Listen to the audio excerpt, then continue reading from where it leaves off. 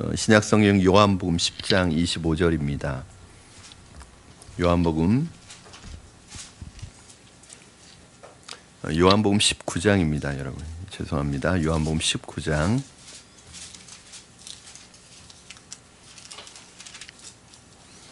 25절부터 27절까지 말씀입니다. 25절부터 27절까지 말씀 우리 한 목소리로 같이 읽도록 하겠습니다. 시작. 예수의 십자가 곁에는 그의 어머니와 이모와 글로바의 아내 마리아와 막달라 마리아가 섰는지라. 예수께서 자기의 어머니와 사랑하시는 제자가 곁에 서 있는 것을 보시고 자기 어머니께 말씀하시되 여자여 보소서 아들이니이다 하시고 또 그 제자에게 이르시되 보라 내 어머니라 하신대 그때부터 그 제자가 자기 집에 모시니라. 아멘. 네, 금요 심야에 오신 여러분 환영하고 축복합니다. 우리 김혜세 전사님이 성대결절이 와가지고 우리 그 지난 주간에 학생부 수련회를 너무 은혜 가운데 마쳤습니다. 우리 김종대 간사님도 박종대 간사님 죄송합니다. 성을 바꿔서 우리 박종대 간사님도 우리 아이들이 너무 은혜를 많이 받고 여러분 기도해 주신 덕분에 정말 좋은 수련회를 이렇게 하나님을 만나고 그렇게 왔습니다. 너무 우리 전사님 무리했는지 성대결절이 와가지고 언제부터 또 찬양을 할 수 있을지 모르겠는데 오늘 김요셉 전사님이 또 귀하게 찬양인도 잘 해주셨습니다. 저도 오늘 이 설교가 7번째 설교입니다. 오늘의 7번째 설교입니다. 오늘 6집을 신방을 해서 예배를 드리고 우리 전도사님도 계속 운전하고 오전 9시 반부터 운전하고 5시까지 들어왔는데 피곤했을 텐데 고맙습니다 전사님. 네 수고하셨어요. 네 추운 날인데요 잘 오셨습니다 여러분. 여러분과 오늘 그리스도인의 가족관이라는 가족 오락관이 아니라 그리스도인의 가족관입니다. 요즘에 그 아주 흥행을 일으키고 있는 영화 2편이 있습니다. 여러분도 잘 지금 1000만을 훨씬 벌써 넘었고 지금 흥행 기록을 세우고 있는 영화가 있는데 그게 뭐냐 신과 함께라는 영화가 지금 요즘에 아주 많은 사람들이 보는 영화인데 이 영화의 그 내용이 이 세상을 떠난 사람이 이 세상을 떠난 이후에 죽은 이후에 49일 동안 7개의 지옥을 거치면서 이 땅에서 지었던 자신의 죄에 대해서 판결을 받고 심판을 받는 내용이에요. 그래서 이것을 다 7개의 지옥을 통과해서 그 무죄 판결을 받고 나면 이 귀인으로서 환생을 한다는 그런 내용을 가지고 있습니다. 우리 기독교의 사후 세계관하고는 좀 배치되는 이야기입니다. 사실은 우리 기독교는 사람이 한 번 죽으면 사람에게 죽는 것은 한 번 정하신 것이요 그 위에는 심판이 있고 영혼은 천국이든 지옥이든 가게 되어 있습니다. 그런데 환생이라는 건 없고요. 그런 기독교적인 좀 세계관을 사후 세계관을 가지고 기준을 가지고 볼 필요가 있는 영화입니다. 또 영화가 재밌다고 거기에 홀딱 빠져가지고 그냥 다 그 어떤 나도 모르게 그 세계관을 받아들이면 안 되고 근데 이 영화를 보면서 이 영화가 주는 아주 중요한 그 긍정적인 면에서 메시지는 있는 것 같아요. 사람들이 이 영화를 보면서 잊고 살았던 두 가지를 갖게 되는데 하나는 이 세상에서의 삶이 다가 아니다. 사후세계가 분명히 있다. 그리고 또 사후에는 내가 이 세상에서 지었던 죄에 대해서 심판을 받는다. 이 메시지는 이 영화가 주고 있는 아주 좀 긍정적인 요소라고 할 수 있습니다. 이 영화가 지금 해외에도 수십 개국에 팔려가지고 이렇게 아주 그곳에서도 흥행을 일으키고 있다고 그래요. 7개의 지옥을 아주 실감나게 만들어내기 위해서 CG, 컴퓨터 그래픽을 사용했는데 그 수준이 헐리우드 영화와 비교도 뒤떨어지지 않을 만큼 훌륭한 그런 기술이고 또 배우들의 열연도 있고 화려한 액션, 탄탄한 시나리오 이게 흥행의 요소들인데 사실은 이 영화가 사람들에게 흥행하고 있는 빼놓을 수 없는 이유가 있습니다. 이게 뭐냐면 가족에 대한 사랑을 다룬 영화예요. 그래서 이 영화가 한 중반을 넘어서면서 후반부로 갈수록 극장에서 다 여기저기서 훌쩍훌쩍 그 눈물 훔치는 소리를 냅니다. 왜냐하면 거의 다 울어요. 저도 울었어요. 이게 눈물이 나는데 뭐 소리를 낼 수 없으니까, 또 제 아내가 옆에 있으니까 우는 걸 또 울면 자꾸 놀리거든요, 저를. 여성 호르몬이 많이 나와서 그렇다고 그러고 자꾸 그래가지고 제가 가능하면 우는 모습을 안 보여주려고. 그런데 이게 주체를 할 수가 없는 거예요. 그렇게 막 눈물, 저만 그런 게 아니라 뭐 극장에서 여기저기에서 그런 울음소리가 들리더라고요. 이 영화는 가족에 대한 사랑이 메말라 있고 소울이 지나가고 잊고 있었던 그 사람들의 감성을 다시 끄집어내서 가족의 의미가 뭔지, 가족에 대한 소중함을 다시 좀 이렇게 사람들의 심성에서 끄집어내는데 아주 성공한 그런 영화입니다. 그래서 어떻게 보면 가족에 대한 사랑을 다루고 있는 이 사람들의 감성을 터치한 게 이 영화의 아주 큰 흥행 요소가 아닌가 생각을 합니다. 여러분, 이렇게 가족은 우리에게 있어서 좀 특별한 의미입니다. 때로는 아픔이고, 가족은 때로는 상처이기도 하지만 어떻게 보면 영원한 우리 마음의 고향 같은 곳이고 그러한 대상입니다. 그렇게 더 소중하고 그리워하기 때문에 상처도 많은 것 같고 가족에 대한 아픔도 많은 것 같아요. 사실은 기대하지 않으면 상처받을 일이 뭐가 있겠습니까? 아파할 일이 뭐가 있습니까? 가족이기 때문에, 소중하기 때문에 더 그만큼 기대하다 보니까 그 기대가 좌절될 때 오는 상처와 아픔이 있고, 그 기대가 거부되었을 때 오는 아픔이 있는 것 같습니다. 그렇다면 특별히 우리 그리스도인들이 예수님을 믿고 나면 우리에게 가족관에 대한, 가족의 개념에 대한 변화가 일어납니다. 그리스도인들이 가지고 있는 이 가족에 관한 관점의 변화가 무엇인지, 그리고 우리는 가족이라는 것을 어떻게 바라봐야 하는지를 여러분과 오늘 성경적인 입장에서의 가족관, 이 두 가지로 여러분과 나눌 텐데, 첫 번째는 우리 믿는 사람의 가족관은 바로 하나님 나라 중심의 가족관이어야 한다는 것입니다. 가족은 무엇보다 소중하지만 좁은 의미로서의 가족관에 갇혀 있어서 넓은 의미의 가족을 발견하지 못하면 이 가족주의라는 것이 오히려 또 다른 이기주의가 판을 치는 춤추는 무대가 될 수 있어요. 그러니까 내 가족만을 위하고, 그 가족이 내 가족을 위하는 것 때문에 다른 가족에게 어려움을 주고 다른 가족을 곤란에 빠뜨리고 다른 가족을 위해할 수 있다면, 그 내가 가지고 있는 가족에 대한 사랑은 아주 이기적인 가족 사랑이죠. 올바른 가족 사랑이 아닙니다. 그래서 우리 그리스도인들이 바라봐야 되는 것은 내 가족, 이 좁은 의미의 내 가족이 아니라 좀 더 넓은 의미의 내 가족. 민족주의도 마찬가지잖아요. 우리가 가족, 민족, 이게 사실은 민족이라는 것은 큰 의미의 가족이에요. 그렇죠? 이 민족주의도 만약에 우리 민족의 유익과 우리 민족의 이익을 위해서 다른 민족의 권리를 박탈하고 다른 민족에게 고통과 아픔을 준다면, 그 민족주의는 그야말로 자국주의고 집단 이기주의에 불과한 민족주의죠. 그래서 크리스천의 가족사랑과 민족사랑은 이 가족과 민족보다 더 높고 더 넓은 의미의 가치의 지배를 받아야 합니다. 그런데 이 가족이라는 것과 민족보다 더 높은 가치, 더 넓은 가치, 더 귀한 가치가 무엇일까요? 그게 바로 하나님 나라의 하나님의 뜻입니다. 하나님의 뜻. 예수님의 가족관은 바로 이런 하나님의 뜻 위에 서 있었습니다. 이 가족관을 좀 에피소드로 하고 있는 예수님의 이야기가 있습니다. 어느 날 예수님이 제자들에게 말씀을 전하고 계셨어요. 가르치고 설교를 하고 계셨는데, 예수님의 육신의 가족 마리아와 형제들이 예수님이 말씀을 전하는 현장에 찾아온 거예요. 왜 찾아왔을까요? 분위기상 하도 집에 안 들어오니까 예수님이 이제 집을 나와서 나사렛을 떠나서 가버나움에 본부를 차리고 거기 집으로 삼고 거기에서 활동하는데, 아마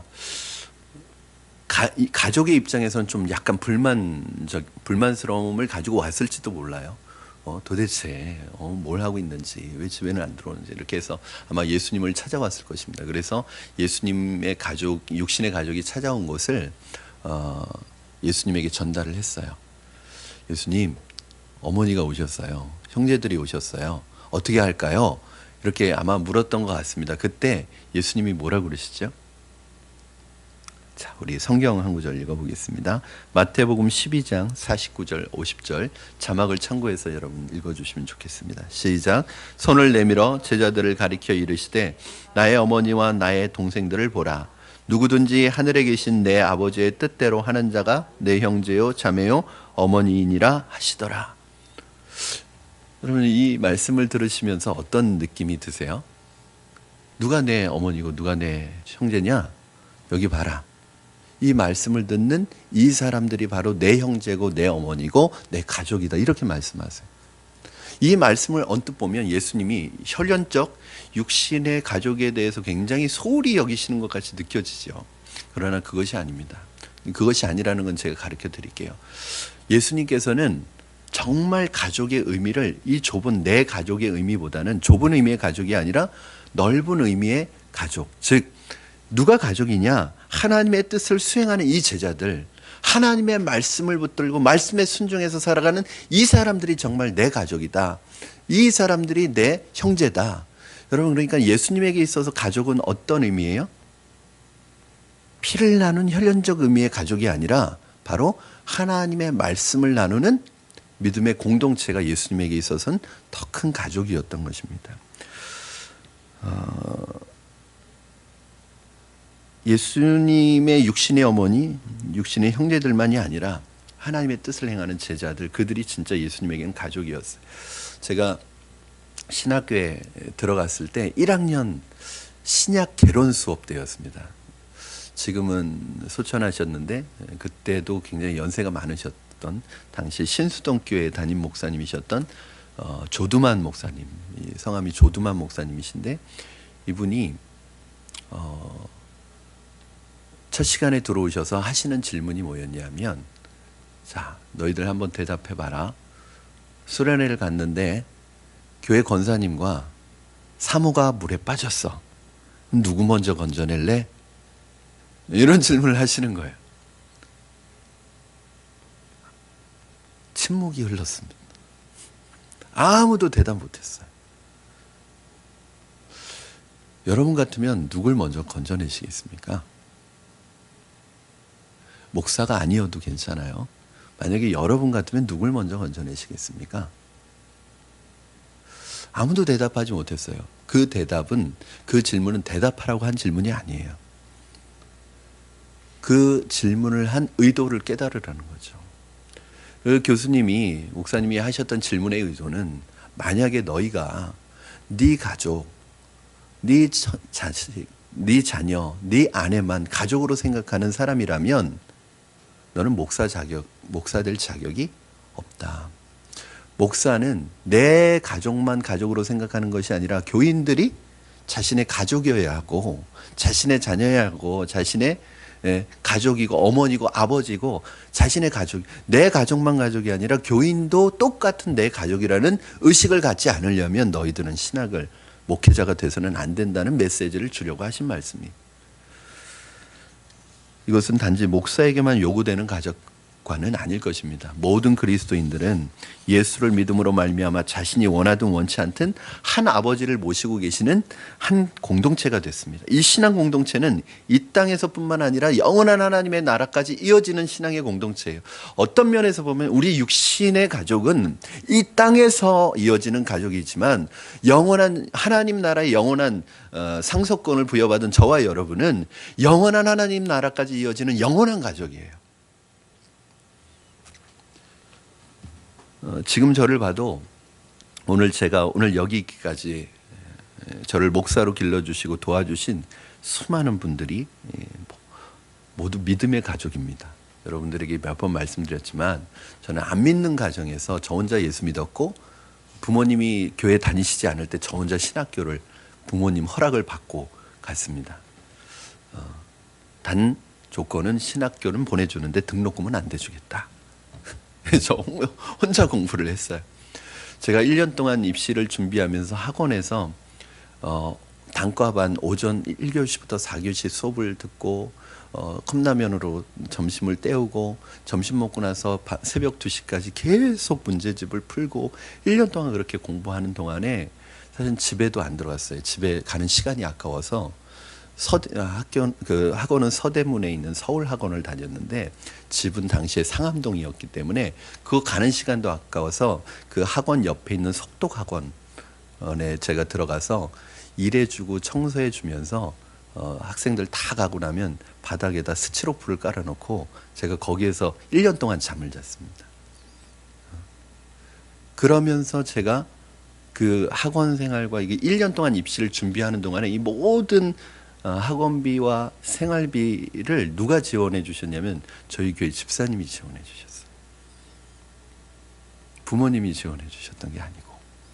그리고 제가 신학교에 들어가서 4년 공부하는 동안에 하나님의 은혜로 학비도 받았지만 그 모자란 부분에 대해서 그것을 채워주는 형제 자매들 그리고 교회 성도님들이 계셨어요.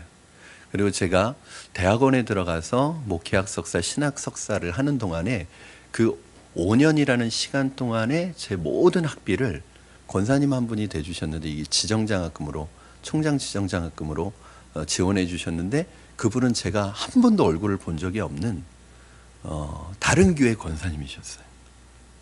여러분 지금 제가 여기까지 오는 동안 또 그 이후에 목사가 되는 동안 사실은 저를 목사로 만들어준 사람이 누구냐? 나중에 어머니께서 예수님 믿으셔서 저를 위해서 기도해 주시고 기도의 동력자가 되어 주셨어요. 그러나 중요한 결정을 할 때마다 중요한 고비 때마다 제가 쓰러지지 않고 일어날 수 있도록 도와준 분들이 누구냐? 피를 나는 가족이 아니라 믿음의 가족들이었어요. 그 믿음의 가족들의 헌신과 사랑으로 목사 한 사람이 만들어진 것입니다.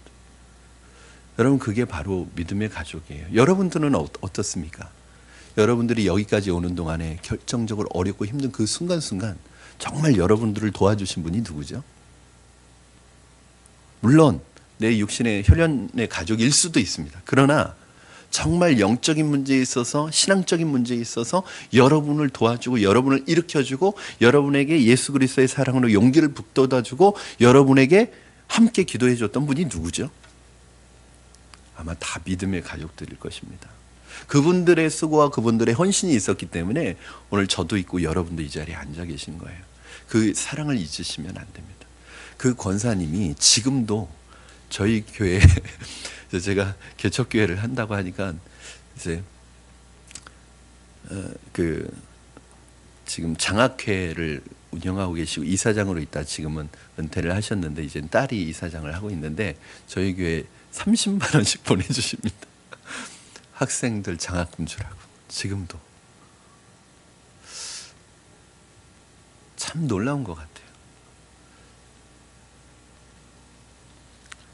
사랑하는 여러분, 우리 푸른나무 교회를 목회하면서 최근에 작년과 재작년을 거치면서 가장 제 마음속에 강렬하게 느껴지는 한 가지가 있습니다. 그것이 뭐냐면 제가 요즘에 그런 생각을 해요. 야, 우리 푸른나무 교회 성도들이 이제 진짜 가족이구나. 그걸 느껴요. 죄송합니다. 제가 솔직하게 고백하면 개척하고 3년 동안 성도들이 굉장히 거의 2년째하고 3년째는 매주 새 가족이 오는데 감당이 안 되더라고요. 거의 매주 새 가족이 오는. 그리고 3년째 됐을 때 사실은 그때도 자리가 거의 찼었습니다. 그리고 4년을 거치면서 성도들이 이제 많아지기 시작했죠. 근데 제 마음속에는 항상 불안한 게 있었어요. 뭐냐 하면 거품일 수도 있다. 교회에 어려움이 오거나 교회에 문제가 생기면 언제든지 떠날 수 있다는 그런 불안한 마음이 들었어요. 왜냐하면 아직까지는 우리 교회의 역사가 짧고 전통이 짧기 때문에 이렇게 모든 분들이 깊게 우리 교회에 뿌리 내렸다는 생각이 안 들고 언제든지 어려움이 오면은 혹시 떠나실 수도 있지 않을까 하는 그런 목사로서 그런 생각을 가지면 안 되는데 한편으로는 우리 교회 성도님들 사랑하고 제가 목양을 하지만 제 마음 밑바닥에 왜냐하면 개척교회 목사라서 그래요. 사람 떠나보는 게 너무 힘든 개척교회 목사라서 그 마음이 있었는데 작년 재작년에 어려운 일들을 한두 번 겪었잖아요, 우리 교회가. 그런데 깜짝 놀랐어요. 성도들이 전혀 요동함이 없어. 그 어려움으로 인해서 교회가 어려움을 당하는 게 아니라 오히려 성도들이 교회를 더 걱정하고 저를 더 걱정하고 더 오히려 기도 많이 하시고 더 힘든 자리에서 사명을 잘 감당하시는 모습을 보면서 제가 이제 정말 가족이구나. 제가 그걸 느끼게 됐어요. 제 마음속에 불안한 마음이나 두려운 마음이 없어졌습니다. 왜냐하면 우리 성도님들이 그걸 느꼈어요. 목사보다 푸른나무 교회를 더 사랑하는구나. 목사보다 푸른나무 교회를 더 걱정하는구나. 사실은 저는 교회 걱정은 제가 제일 많이 하고 제일 교회 생각 많이 한다고 생각했는데 그게 아니라 성도님들이 저에 못지않게 교회를 아끼고 사랑하고 걱정하시고 염려하시고 교회를 위해서 기도하시는 모습 보면서 이제 6년이 지나면서 이제 완전히 우리가 한 가족이 됐구나 그런 생각을 하게 되었습니다. 사랑하는 여러분, 작게는 순회해서 넓게는 교회적으로 모일 때마다 이 진한 영적 가족애를 느끼시기를 바랍니다. 그래서 여러분 예수 그리스도의 사랑으로 여러분 묶여지셨습니다. 푸른나무 교회라는 한 믿음의 공동체의 끈으로 묶여지셨습니다. 그분들과 함께 하나님의 뜻이 이 땅에 이루어지기 위해서 함께 묶여져 평생을 사는 것, 이것이 바로 예수 그리스도의 주님께서 보여주신 그리스도인의 가족관입니다. 그러므로 여러분 이제 내 가족, 내 자녀만이 아니라 우리 믿음의 식구들 모두가 가족임을 잊지 마시고 서로 배려하시고 서로 돌아보시고 돌보시고 아끼시고 사랑해 주시는 여러분 되기를 주님의 이름으로 축원합니다. 우리 교회 그런 분위기가 있는 것 같아요. 가족이라는 걸 어느 때 또 느끼냐면 그러잖아요. 우리 집에서 형이 입었던 거 동생이 물려 입고 입잖아요. 우리 교회에서 옷 한 벌 사면 굉장히 많은 가정이 돌려 입습니다. 이게 한 살 내려올 때마다 이 옷을 계속 나눠 입고 책 보면 책이 거의 우리 모든 성도들 가정에 다 돌아요. 옷도 돌고 신발도 돌고 다 나눠 입고 나눠 신고 나눠서 보고 이거 다 나눠요. 그리고 누구 하나 좀 아프거나 힘들면 벌떼처럼 몰려가 가지고 막 위로하고 죄송합니다. 벌떼라는 표현은 좀 적절하지 않은 것 같은데 막 정말 다 가서 함께 아픔을 나누고 함께 기쁨을 나누고 또 좋은 일을 생기면 정말 죄송합니다. 귀찮을 정도로 너무 축하한다 메시지 보내시고 막 그러는 모습을 보면서 이게 너무너무 행복하다는 생각을 하게 됩니다. 사랑하는 여러분, 이제 여러분 옆에 계신 분들이 남이 아니라 가족이라는 것 잊지 마시고 정말 주님의 마음으로 사랑하시고 돌보시고 아껴주시고 보살펴 주시고 또 때로는 인내해 주시고 또 때로는 기도해 주시기를 주님의 이름으로 부탁을 드립니다. 이게 되게 중요한 것 같아요. 크리스찬들에게 있어서. 두 번째, 혈연적 육신의 가족을 돌보는 것은 그러면 그건 소홀히 해도 되느냐? 그렇지 않다는 거예요. 성경적 가족관이 혈연적 가족들에 대한 책임을 소홀히 해도 된다고 생각하시면 큰 오산입니다. 아까 예수님께서도 말씀하셨던 것은 자, 너희가 예수를 믿으면 하나님의 자녀가 되면 너희 육신의 가족들은 가족이 아니다 버려라 그런 말이 전혀 없습니다. 그걸 어떻게 알 수 있느냐 하면 예수님은 누구보다도 육신의 가족을 아끼셨습니다. 이 땅에 인간의 몸을 입고 오셔서 예수님은 누구보다도 그 육신의 가족의 구성으로서 충실한 삶을 살아가셨습니다.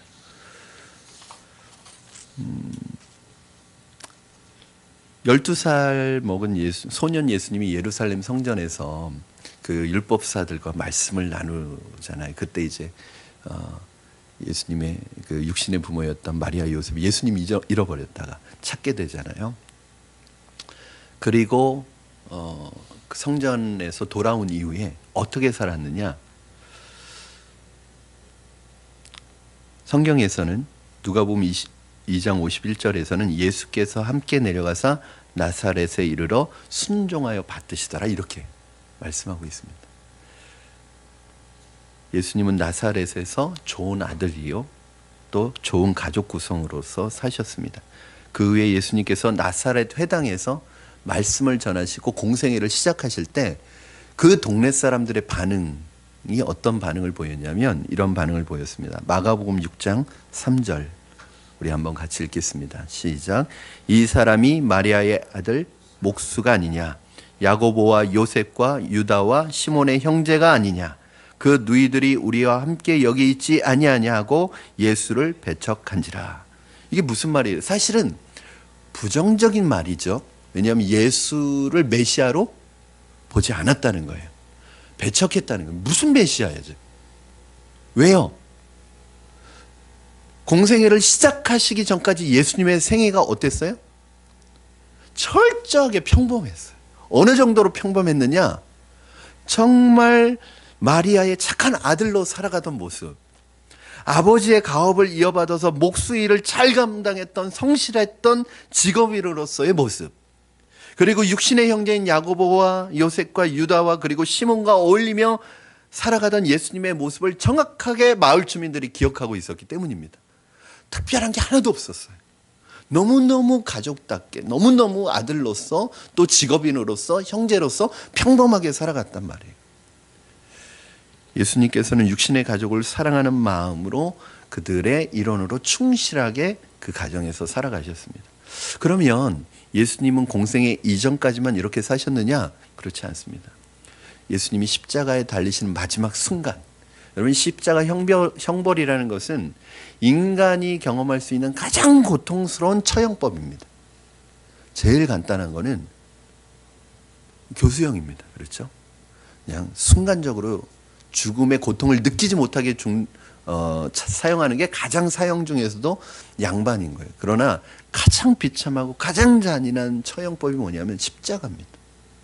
어떤 사람은요, 예수님은 6시간 만에 돌아가셨지만 어떤 사람은 여기 하루를 지나도 안 죽는 사람들, 그 십자가에 달려서 가장 잔인하게 고통을 느끼면서 죽어가는 게 이 십자가 처형법입니다. 그래서 여러분, 로마 사람은 십자가 처형을 하지 않아요. 로마 시민권을 가지고 있는 사람은. 그래서 그 십자가에 달려있을 때 그 고통이 너무 극심하기 때문에 그 십자가상에서는 자기의 고통 외에는 누구의 고통도 생각할 수 없습니다. 마음의 여유가 없습니다. 왜냐하면 지금 당하는 고통이 너무 극심하기 때문에. 그런데 예수님은 그렇게 가장 극심한 고통의 순간에도 자신의 고통이 아니라 누구의 고통을 먼저 생각하시죠? 바로 육신의 어머니였던 마리아의 고통을 먼저 생각하세요. 33년간 자신을 키워준 육신의 어머니 마리아, 자신이 이 세상을 떠나간 후에 어머니의 생활이 염려가 됐습니다. 마지막 고통의 절정에서 그분이 생각하고 있는 것은 바로 이 어머니에 대한 염려였어요. 그래서 오늘 본문 26절, 27절 말씀을 보시면 이렇게 기록하고 있습니다. 우리 26절, 27절 같이 한번 한 목소리로 읽겠습니다. 시작. 예수께서 자기의 어머니와 사랑하시는 제자가 곁에 서 있는 것을 보시고 자기 어머니께 말씀하시되 여자여 보소서 아들이니다 하시고 또 그 제자에게 이르시되 보라 내 어머니라 하신데 그때부터 그 제자가 자기 집에 모시니라. 아멘. 예수님께서 지상생의 마지막까지 최선을 다하고 싶어 하셨던 분은 자신의 어머니, 자신의 가족을 돌보는 일이었습니다. 그래서 그 어머니를 누구에게 부탁하냐면 요한에게 부탁합니다. 여기 사랑하시는 제자. 그러니까 예수님이 가장 사랑했던 제자가 누구냐면 요한입니다. 요한은 아마 예수님은 그 전지하신 능력으로 요한이 제자들 중에서 가장 오래 살 것을 아셨을 것 같아요. 그리고 예수님께서 어머니를 베드로에게 맡기지 않으신 이유가 분명히 있습니다. 섬세하지가 않아요. 그런데 이 요한은 섬세하게 여자를, 어머니의 마음을 잘 알고, 그래서 오늘 본문에 보니까 마지막에 뭐라고 했죠? 그 제자가 그때부터, 그 예수님이 말씀하신 그때부터 자기의 집에 모셨다고 말씀하고 있습니다. 사랑하는 여러분, 저는 여러분이 교회를 섬긴다는 것 때문에 가족에게 소홀하지 않기를 바랍니다. 무관심하지 않기를 바랍니다. 제가 직접적으로 아는 분은 아니고 그분에 대한 얘기를 들어서 제가 알고 있는 한 분은 워낙 그분이 욕을 먹고 있기 때문에 저기 경기도에서 신앙생활 하시는 교회 안수 집사님이신데, 그리고 부인은 권사님이신데, 교회에서는 굉장히 칭찬도 받고 대외적으로 그분이 또 구의원 뭐 이런 걸 지내서요, 사람들과 인간관계 맺는 걸 굉장히 중요하게 생각해서 드러나게 봉사도 참 많이 하시고 구제는 좋은 일도 많이 하십니다. 근데 이분이 그 분을 아는 가족이나 그 주변 사람들한테는 다 욕을 먹어요. 그러니까 이중생활을 하시는 분이에요. 교회에서는 참 신앙이 좋고 믿음 생활 잘하고 봉사도 많이 하고 또 드러내놓고 어려운 사람도 많이 도와요. 근데 왜 욕을 먹느냐? 자기 부모를 돌보지 않습니다. 찾아보지도 않습니다. 심지어는 부모님이 병들어서 누워서 도움이 필요한데도 찾아가지도 않아요. 돌보지도 않아요. 자기의 부모가 아프고 병들었는데 돌보지 않습니다. 관심이 없습니다. 이렇게 하는 것을 주님이 기뻐하시지 않습니다. 그렇게 하는 것이 주님이 원하시는 것도 아닙니다. 우리는 하나님 나라와 하나님의 가족을 위해 헌신하고 시간과 물질을 들여서 그 하나님의 나라 가족 중심, 하나님 나라 중심의 가족관을 가지고 하나님 나라를 섬기고 성도들을 섬겨야 하지만, 그렇게 하는 것이 꼭 가족에게 무관심하고 돌보지 말라는 말이 아닙니다. 우선순위의 문제일 뿐입니다. 그리스도인들은 누구보다도 가족을 사랑하고 가족을 잘 돌보는 사람이어야 합니다. 디모데에게 바울이 이런 말을 합니다. 우리 말씀 띄워주세요. 우리 한번 같이 읽겠습니다. 시작. 누구든지 자기 친족, 특히 자기 가족을 돌보지 아니하면 믿음을 배반한 자요 불신자보다 더 악한 자니라. 사도 바울은 가족 돌보기를 포기한 사람들을 향해서 믿음을 배반한 자요 불신자보다 더 악한 사람이라고 그렇게 말하고 있습니다. 바울은 이 교훈을 누구에게요? 목회적 자기의 후계자인 디모데에게 이 얘기를 하는 이유가 뭘까요? 교회의 리더로서 바울이 목회적 그 권위를 승계하는 데 있어서 가장 중요하게 생각했던 원리 하나가 뭐냐면 바로 가족을 돌보는 사람이어야 됩니다. 지도자로 세우는 데 있어서, 교회의 지도자로 세우는 데 있어서 바울이 염두에 두고 있었던 지도자의 원리 중에 하나가 뭐냐면 가족을 돌보지 않는 사람은 지도자가 되면 안 된다는 거예요.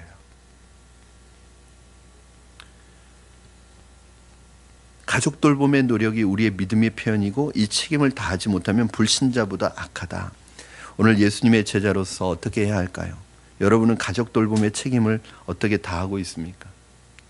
오늘날 기독교의 최대 문제가 무엇이냐? 현대 그리스도인의 의식구조를 연구하는 조지 바나에 따르면 현대 기독교인의 최대 문제는 신자와 불신자가 삶에 다른 것이 하나도 없다는 거예요. 다른 삶을 살아가지 않는다는 거예요. 똑같이 살아간다는 거예요. 그중에서 특히 가족을 대하는 면에서 어느덧 신자의 가정이나 불신자의 가정이 별로 다르지 않습니다. 저는 건강한 신앙생활의 특징이 바로 가정에서 나타난다고 생각합니다. 신앙이 좋다는 것, 신앙이 건강하다는 것은 어떻게 나타날까요? 가정이 회복되는 것으로 나타납니다. 신앙이 건강하지 못하고 신앙이 병들었다는 것은 어떻게 나타날까요? 가정이 깨지는 것으로 나타납니다. 여러분 그렇잖아요. 이단을 만나면, 이단에 빠지면 어떻게 되죠? 특징이 가정이 깨집니다. 분명히 깨집니다. 그런데 건강한 교회, 좋은 교회를 만나면 어떻게 되죠? 깨졌던 가정도 회복됩니다. 금이 갔던 가정도 다시 치료가 됩니다. 회복이 됩니다. 이게 특징이에요. 열매를 보고 아는 거예요. 저는 가장 좋은 신앙이라고 하는 것은 무엇이냐? 바로 내가 가지고 있는 그 신앙 때문에 내 가정이 회복이 되고 내 가정의 아픔이 치료가 되고 내 가정의 영적인 은혜가 회복되어서 그 가정의 행복한 가정으로 만들어가는 것, 이것이 내 신앙이 건강한. 여러분 다 나를 칭찬해주고, 예를 들어서 제가 김 목사님 너무 좋아요, 인격적이시고 여러분이 제 자랑하는 게 아니라 그냥 예를 드는 거예요. 좋아요. 여러 가지 좋고 말씀도 얼굴도 잘생기고 키도 크고 죄송합니다. 이런 다 인정하고 축하를 해줘요. 그런데 제가 제 아내가 그것을 볼 때 전혀 마음이 움직이지 않아요. 여러분 다른 사람에게 인정받는 제 신앙이 만약에 제 아내에게 인정받지 못한다면 저는 진짜가 아닙니다. 다시 생각해 봐야 돼요. 정말 훌륭한 신앙은 누구냐면 나를 가장 잘 알고 내 가까이 있는 내 자녀들, 내 아내, 내 남편이 당신 정말 믿음에 있어서 최고야. 이게 진짜. 이렇게만 된다면 가정이 회복되지 않을 리가 없습니다. 가정은 반드시 살아나게 되어 있습니다. 사랑하는 여러분, 저는 여러분으로 인해 여러분의 가정이 회복되고 살아나기를 주님의 이름으로 축원합니다. 가족들 간의 깨어진 관계가 상처가 주님의 만지심으로 회복되어지기를 주님의 이름으로 축원합니다. 우리가 어린 시절 불렀던 노래 하나가 있습니다. 즐거운 나의 집. 즐거운 곳에서는 왜 이렇게 늘어지죠? 제가 노래를 부르면 즐거운 곳에서는 날 오라 하지만 내 쉴 곳은 작은 집, 내 집뿐이리. 내 나라, 내 기쁨, 길이 쉴 곳도 꽃피고 세우는 내 집뿐이리. 오 사랑, 나의 집, 즐거운 나의 집, 내 집뿐이리. 여러분, 이 사람이 집에 대해서 이렇게 사랑의 마음을 담아 노래하고 있습니다. 이 사람이 이토록 집을 그리워하고 사랑하는 이유가 무엇일까요? 집이 좋아서? 이 건물로 된 하우스가 그리워서? 그게 아니죠. 그 집에 살고 있는 가족이 그리운 거죠. 만약에 집이 좋은데 그곳에 가족이 없어요. 집이 좋은데 그 안에 가정이라는 것이 없어요. 그러면 그 집이 그리울까요? 아무리 좋은 집에 살아도 그립지 않습니다. 여러분, 우리가 명절 때만 되면 이제 또 설날이 다가오는데 왜 그 멀리까지 몇 시간, 10시간 뭐 이렇게 걸려서 왜 그 고향으로 가는 거예요? 고향에 대한 그리움이 왜 있는 거예요? 향수가 왜 있는 거예요? 왜 고향에 가고 싶어 하는 거예요? 그렇게 고생해서라도 고향에 내 어린 시절이 추억이 있기 때문입니까? 고향에 내가 놀았던 그 장소가 그리워서입니까? 그게 아니죠. 거기에 누가 있기 때문에? 가족이 있기 때문에 그렇죠. 만약에 고향이라도 가족이 사라지면 그 고향 찾지 않습니다. 고향 다시 갈 일이 없습니다. 그곳에 왜 그렇게 길을 쓰고 가려고 하느냐 하면 그곳에 어머니가 계시고 그곳에 내 사랑하는 가족이 있고 그 가족들 만나고 싶어서 가는 거예요. 사랑하는 성도 여러분, 가족의 의미가 점점 상실되어가는 이 시대에 내 가족에 대한 사랑과 관심이 회복되기를 바랍니다. 나 먹고 살기 바쁘다는 핑계로 가족을 돌아보지 않는 분들이 되지 마시고 가족을 위해 기도하며 가족을 사랑으로 돌보는 여러분들이 되시고 여러분들의 마음, 여러분들의 신앙, 여러분의 믿음으로 인해서 여러분 우리 가정에 아픔과 상처가 있다면 다 회복되어지고 치유되어지기를 주님의 이름으로 축원합니다. 또 우리의 가족관이 여기에 머물지 말고 하나님 아버지를 섬기는 넓은 의미의 하나님 나라의 중심의 가족관으로 바뀌어서 이제 푸른나무교회 믿음의 가족들인 여러분 한 분 한 분이 서로 섬기고 정말 남이 아니라 정말 가족 같은 그런 소중한 마음을 가지고 돌아보시고 돌보시고 다른 사람의 어려움을 지나치지 마시고 모른 채 하지 마시고 내 가족을 섬기는 마음으로 그렇게 서로 사랑하시고 서로 배려하시고 사랑을 베푸시는 저와 여러분 되기를 주님의 이름으로 축원합니다.